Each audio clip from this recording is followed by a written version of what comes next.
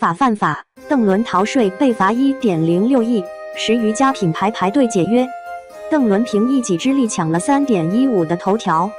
今年的315和往年有些不同，还没等晚8点的打假晚会开始，邓伦就因偷逃税被罚1.06亿元，直接被送上了热搜。3月15日下午4点，央视新闻发布消息称，演员邓伦在2019年至2020年期间，通过虚构业务转换收入性质进行虚假申报，偷逃个人所得税4765.82万元，其他少缴个人所得税1399.32万元。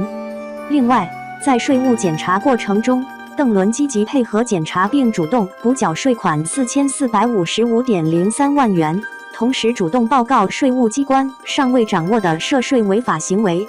因此，上海市税务局第4稽查局依据有关文件，对邓伦追缴税款、加收滞纳金并处罚款，共计1.06亿元。邓伦知法犯法，不排除被追究刑事责任。目前，一轮1.06亿代替一爽2亿成为近期娱乐圈最小的税务计算单位，一冰8.84亿和一威13.41亿紧随其后。在消息公布46分钟后，邓伦现身微博发布致歉信，表示已深刻自省，接受税务机关的一切决定，愿意承担一切责任和后果，并一如既往的积极努力工作。但网友们并没有对这封言简意赅的官方致歉信买账。邓伦的微博评论区充斥着“封杀吧你没工作了，娱乐圈中无邓伦，补上税款当素人”这道歉声明好像自我放弃了等言论。除了道歉不诚恳、触犯法律底线外，更让一众粉丝下头的是邓伦偷逃税的行为可谓是知法犯法。上海市税务局第4稽查局的相关负责人表示，在去年以来开展的文娱领域税收综合治理中，通过税收大数据分析发现，演员邓伦存在涉嫌偷逃税问题，且经税务机关提醒督促仍改不彻底。由此看来，邓伦并没有及时采取行动纠正自己的违法行为。在致歉信发布后，邓伦本人的微博、抖音、快手、小红书账号相继被封，如今已查无此伦，并且邓伦工作室微博也已被封，多家品牌纷纷解约。其参演作品如香蜜沉沉烬如霜、因为遇见你、1001夜等均被除名。那么，从昔日的当红小生到如今的劣迹艺人，邓伦会被追究刑事责任吗？针对这一问题，浙江智仁律师事务所于景律师表示，根据我国现行税收法律规定，不管是偷税还是逃税，一经查处都需要根据不同情形补缴税款、滞纳金和罚款。不过，考虑到大众的法律认知程度差距，国家在法律层面也做出了从宽处理的规定。经税务机关依法下达追缴通知后，补缴应纳税款、缴纳滞纳金，已受行政处罚的，不予追究刑事责任。但是，5年内因逃避缴纳税款受过刑事处罚或者被税务机关给予2次以上行政处罚的除外。由此看来，这一条款相当于是给那些第一次无意或有意逃税的人一次改过的机会。不过，于律师还表示，该条款有效期仅为1次，且不可当作续命条款使用。结合目前邓伦的1.06亿元逃税情况来看，如邓伦尽快缴清税款和滞纳金，后续是否追究其刑事责任，取决于其能否按期缴清罚款。如邓伦在规定期限内没有缴清罚款，税务机关依法移送公安机关处理，届时邓伦将面临被追究刑事责任的后果。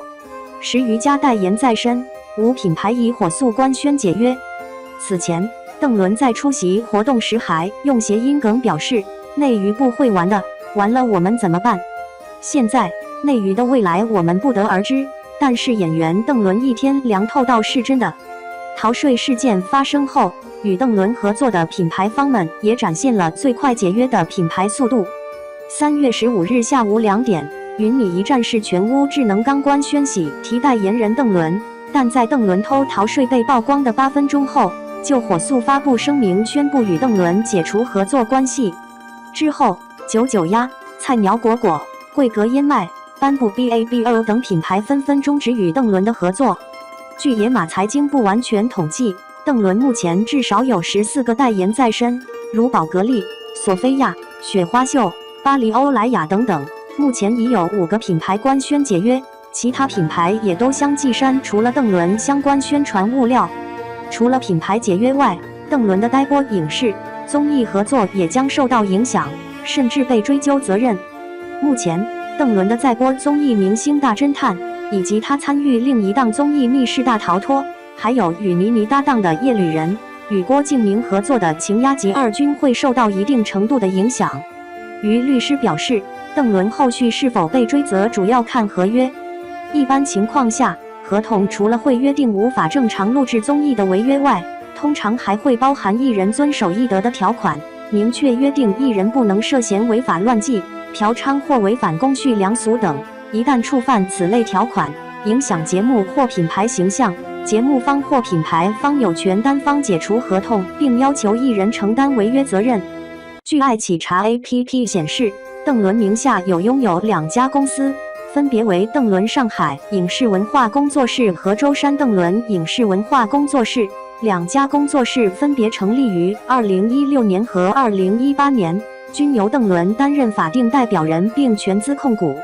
其中，舟山邓伦影视文化工作室目前的经营情况为正在清算中，并且其公司在工商信息留下的电话为会计服务公司的工作电话。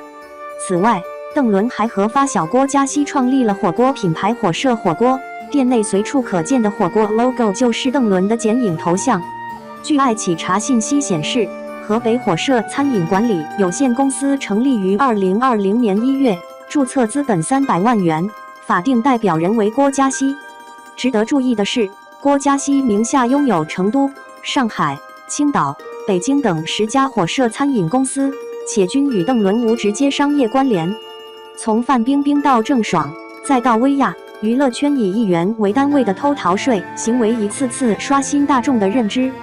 网友们纷纷感叹，娱乐圈到底能否经得起税务查询？也有不少人质疑，明星收入这么高，为何还要偷税漏税呢？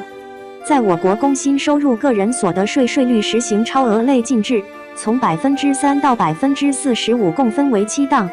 由于明星收入较高，在累进税率中一般适用最高档，即45%。这也意味着明星们近一半的收入都拿来交税了。有业内人士指出，正是如此高的税额，让许多明星们动起了歪心思，想尽各种办法去逃税或少交税。常见的如阴阳合同、把个税变成公司税、成立影视工作室、合同分拆等。另外，邓伦和薇娅偷逃税都是通过税收大数据分析被发现的。现今，随着税务机关的稽查手段越来越精进，偷逃税行为终会无处遁形。